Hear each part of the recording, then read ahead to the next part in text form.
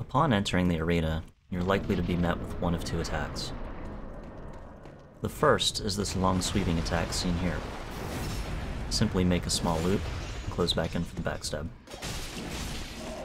As we get further into the video, we'll talk a little bit more about the follow-up punishes to the backstabs seen in these clips. Another attack he'll commonly use to open the fight is this charging two-handed stab. To avoid this, roll either to the right or the left, whichever you're more comfortable with, and grab a backstab. Though the two attacks previously shown are his most common openers, he can essentially open up with anything from his moveset. You could get this leaping stab,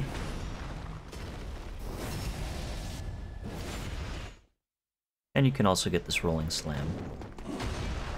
Though not shown, you can even get an uppercut, two quick dagger slashes, or any of his various combos.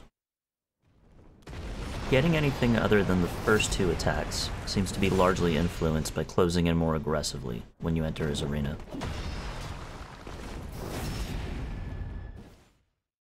The key to a smooth fight in Phase 1 is to trigger Watcher's Ally and Red Eyes at roughly the same time.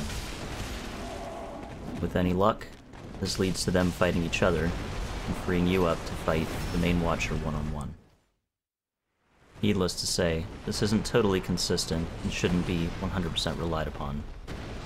However, there are a couple strategies for increasing the likelihood of this happening. One method is to backstab the opening attack and immediately go for the maximum follow-up punish. Once you've done that, begin moving to the far left corner of the arena.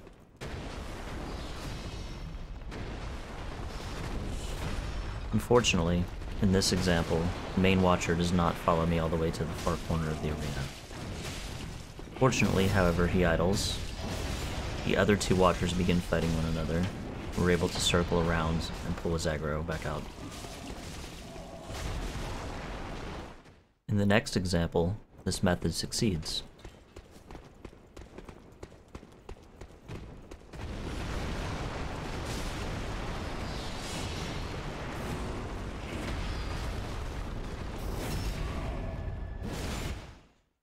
Another popular strat is to backstab the opening attack, and then forego all follow-up punish.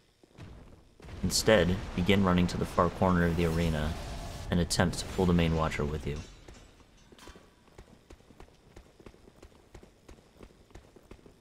As you can see in this clip, he chases me all the way back to the far corner, before I punish him again, and the other two Watchers spawn and begin to fight one another.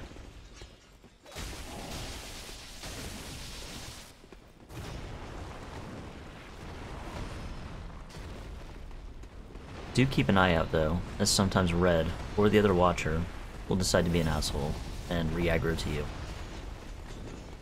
When you're punishing the main Watcher, always look behind you, see what the other two are doing, and pay attention to audio at all times. Other times, Red may aggro to you from the get-go.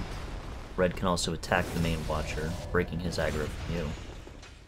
Or all three of them can simply chase you. If that happens, just continue to loop them around the arena, in a clockwise motion.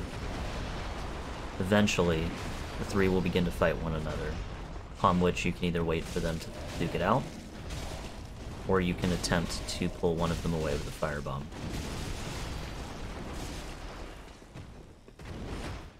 A third, albeit less conventional strat, is to go for maximum punish on the main Watcher immediately, and then proceed to pull him to the near left corner.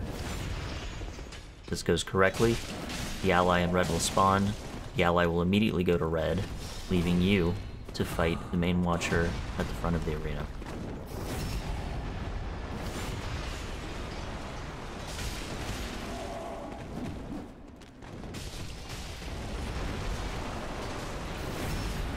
In the first clip, this worked out.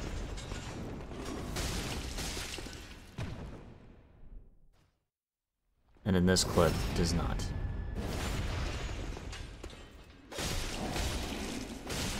Looking back at this clip, I suspect the reason this didn't work is because I moved too far forward in the arena, not staying behind allies' peripheral vision. In some cases, you may not be able to pull the aggro of the first Watcher once the other two spawn. Fortunately, there's a chance that you can still pull the ally and engage him one-on-one.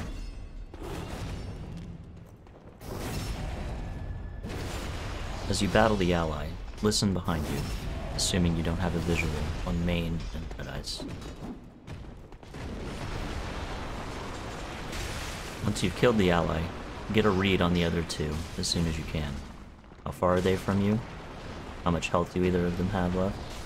And how long can you expect them to keep fighting one another? If the other two are both left with quite a bit of health, it's a good idea to corpse camp the ally. Stand more or less behind him, and try to position yourself so that you can see the battle going on between the other two.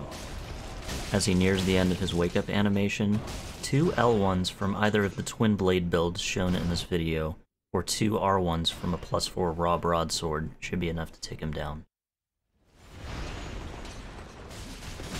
If you've just killed the ally, and the battle between Red and the main Watcher is shaping up to be a short one, don't bother camping the ally. Instead, focus on re-engaging the main Watcher once he's free. He might even leave himself open for a backstab as he kills Red. Needless to say, exercise caution in choosing to go for a punish like this. Once you've re-engaged the main Watcher, try and keep the battle clear of the other 2 downed Watchers. Keep your ears peeled at all times, as they'll be awake again before you know it. Whichever approach you find works best for you in Phase 1, make sure to keep all your movements around the arena clockwise as much as possible. This will best set you up for punishes in this phase, as well as evasion, including easy strafes of their long sweeping attack. Now that we've covered the openers and general strategy to this fight, I want to talk a little bit about the punishes. I'm sure you've seen it hundreds of times over now. Backstab, followed by the charged R2, and then sometimes an R1 or an L1, depending on preference. Though this is entirely rinse and repeat for any attack you choose to punish, there's a little bit more to it. Whenever one of the Watchers is getting up off the ground following a backstab, he'll begin turning left. You want to account for this by moving just slightly to the right during your punish. There's 2 ways you can go about this. If you choose to use lock-on while you punish, you can take 1 to 2 sprinting steps to the right, or you go in for your charged R2. The Watcher will still turn left, but he won't come to fully face you by the end of your punish. This works really well for backstab followed by a charged R2 and an R1. Another more optimal method that takes a little more precision requires you to unlock. Following the backstab, you want to aim at his right shoulder. This will allow the charged R2 to carry you a little bit forward toward his right leg.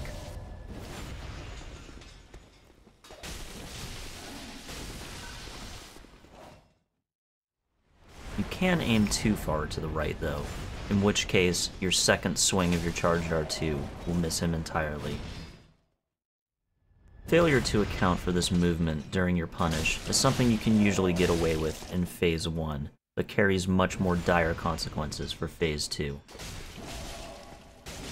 That being said, if you allow this to happen in Phase 1, he can still queue up an attack with hyper armor you can't knock him out of, or he can do 2 quick slashes with his dagger, which might be hard to roll out of if you don't read immediately. You may even notice in this clip from earlier in the video that I don't follow up the charged R2 after this backstab.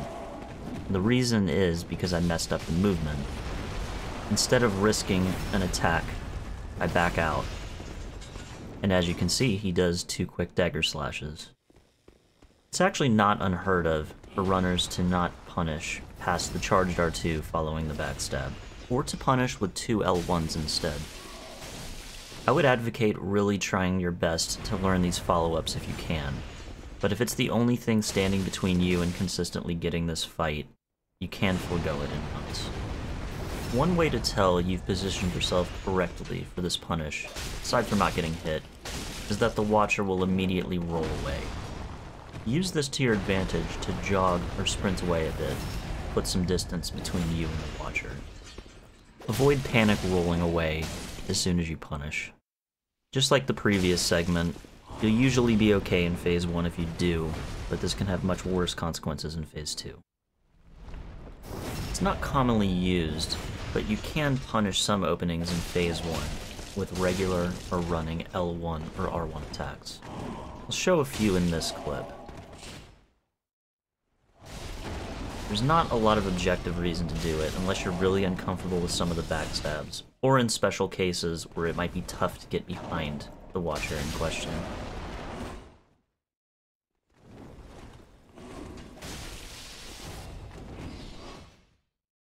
Watch out for this little cloud of dust they leave behind on some of their attacks. They'll often backstep and then follow up with a rolling slam or a leaping stab out of view of the player.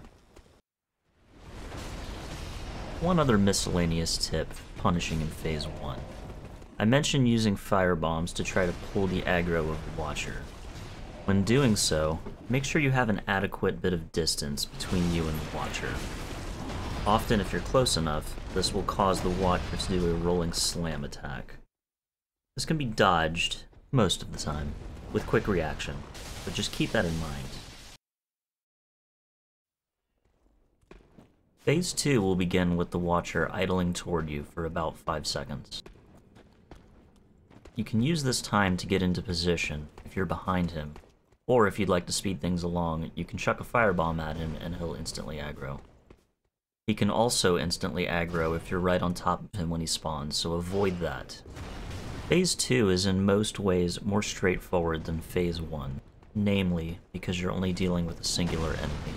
He's got a larger moveset than the Phase 1 watchers, and can punish more severely in some cases, but the one-on-one combat fundamentals are largely unchanged.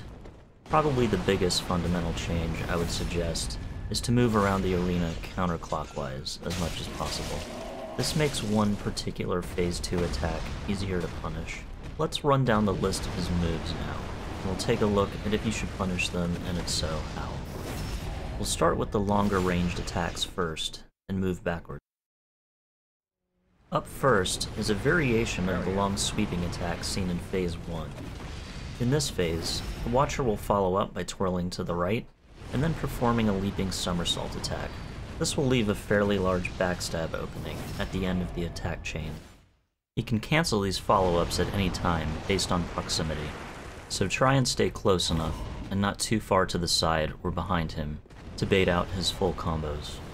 This is perhaps the oldest one in the book to punish, and a good one to try and bait. Next is this gliding attack, where he sort of drags his sword along the ground, leaving a fire trail in his wake. This one leaves a fairly wide opening, and is readily accessible if you're moving counterclockwise. When he stops his forward charge, he'll recover from the attack by turning to his right. You want to run to roughly where his left hip is, and execute your backstab from there. It actually seems to be a little easier to overrun this position than it is to underrun it. You overrun it, you will likely get a regular R1, and could be left in a bad position afterwards. The biggest things to keep an eye out for when practicing are spacing and where to land the backstab. If he pulls this attack and you're too close, it's best to just roll to the right.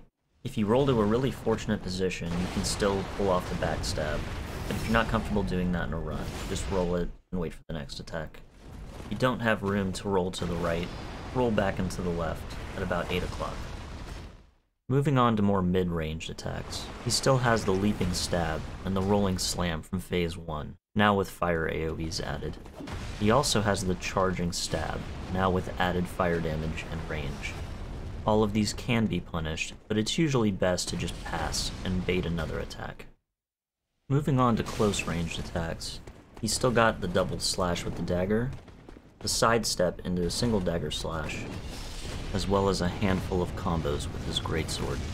All of these combos can end with the punishable somersaulting attack. However, they vary in terms of how difficult they are to deal with. The easiest of these combos comprises 2 relatively slow diagonal slashes, followed by the somersaulting slam. If you roll backwards from the first slash, you'll more than likely be able to outspace the second one, in which case keep your eye out for the follow-up, run around to either side, and land your backstab. This has 2 variations. One in which the greatsword is held with one hand during the first slash, and one in which it is held with both hands. In the one-handed variation, the dagger actually has a hitbox prior to the first swing of the sword as well. In no case should you be positioned right on top of him when he starts any of these attacks, but if you are, and you're unsure, just roll back from the second slash as well. The second of these combos consists of a quick stab and slash from his dagger, followed by an uppercut slash, and then a double twirl. There are two ways to go about punishing this attack. The first, and simplest, is to bait out the somersaulting slam at the end of this combo, and go in for the backstab as usual. The second method is to roll back from the initial stab and the dagger, outspace the uppercut, and roll past the double twirl. Rotate around him and land the backstab. You want to rotate a little past his 6 o'clock. If you try to land a backstab from 6:30 or 7 o'clock, you'll get a regular R1. One particular combo is one I would avoid at all costs. It consists of a single diagonal slash, followed by this sort of double overhead windmill. This double windmill has a dangerously long reach, and I dare to say if you're positioned right in front of him when this attack starts, you're more than likely going to take a hit. He'll only perform this attack when the initial slash is two-handed. Keep this in mind to better anticipate this dangerous combo. Another of his more dangerous combos begins with a slash from the sword across his body, followed by a stab from the dagger. He'll then perform an uppercut with the sword, which leaves a fire trail in its wake, and can continue that up with the double twirl. Fortunately, this attack is pretty rare, and he'll often cancel the follow-ups if you're moving away. Last but not least, there's an attack that the watcher can do from basically any range. This is the backhanded uppercut, which in this phase will also emit a fire trail. This attack is the main reason you want to avoid blindly rolling backwards in this phase. If he does this attack at relatively close range, simply roll to either side. If he does this attack at a longer range, you can roll to either side, or you can simply out-sprint it to the right or to the left. He can do the leaping attack at the end of this, but you likely won't be in a position to punish it. The overall approach to Phase 2 is to give chase to the Watcher. Never stand chest to chest with him to bait out any attack. He'll often cue his mid and long range attacks the moment he's close enough. On the other hand, if you catch him chasing and chasing and chasing you, he's probably going to keep running at you until he cues one of his close range attacks. If you notice this happening, don't panic. Simply let off the sprint button, allow him to get close enough to queue up one of his combos. So long as you're still moving away from him, you should have the space and stamina to dodge away from even his nastiest combos. You can still find yourself in some scenarios where you sort of have to double back or cut across him. If you find yourself in this scenario, make as wide of an arc around him as you can, and be prepared to trigger a close-ranged attack. I'll go ahead and cover a few of the more difficult punishes. This can be helpful if you're going for speed, or just want to push your own personal limits. This charging two-handed stab is typically not a recommended punish. The recovery in Phase 2 is much quicker than the version the Watchers do in Phase 1. However, if you really want to go for it, it is doable. Make sure you're at a similar distance, as shown here, when the attack begins. Close in at 1 or 11 o'clock as needed. You want to be able to cut in behind him with your roll, and land right at his back as the attack finishes. Spacing and precision on the roll is what makes this punish difficult, and it's absolutely required to land the backstab in time. If you miss this punish, you'll often get the backstab animation and he'll back away, possibly leaving you in a vulnerable position. The next is the Phase 2 version of the leaping stab attack. I decided to go for it on a whim here, and was successful. The reason I typically wouldn't punish an attack like this in Phase 2 is the fact that I'm spending all my time giving chase to him, and I'm typically not moving in a direction that makes it convenient to double back and punish in time. I haven't tried this approach for the rolling slam attack, but my guess is that it would work much the same. Though if you decide to play around with that yourself, keep an eye on whether or not his recovery out of that attack is faster, because that could make the backstab harder to land.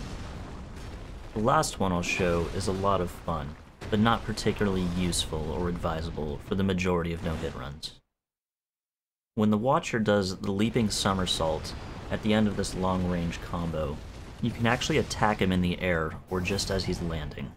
This can be done either locked on or unlocked. To perform this attack locked on, sprint around him to the left between his second fire trail and his actual jump. Get just behind his right hip, make sure you're not sprinting anymore, and go for an R1. He's in hyper armor for a couple frames as he lands, but be careful not to attack him too late, or you'll stagger him out of his recovery and miss your backstab. Performing this attack unlocked is similar to performing it locked on. The advantage here is that you can get a better dead angle with your R1, as well as use its momentum to carry you forward. Before closing out this tutorial, I would like to make a few points specific to the builds used in this fight. The first of these features +4 sharp infused twin blades and 23 dex. It also incorporates Flynn's and Chloranthy ring. This is probably most similar to the build you'll see people using for their first any percent.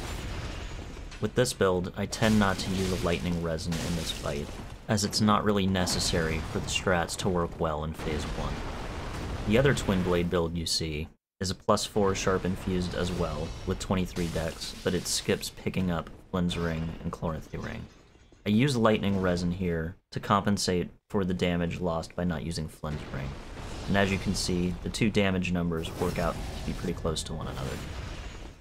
The +4 raw broadsword build here is the mainstay of SL1 runs.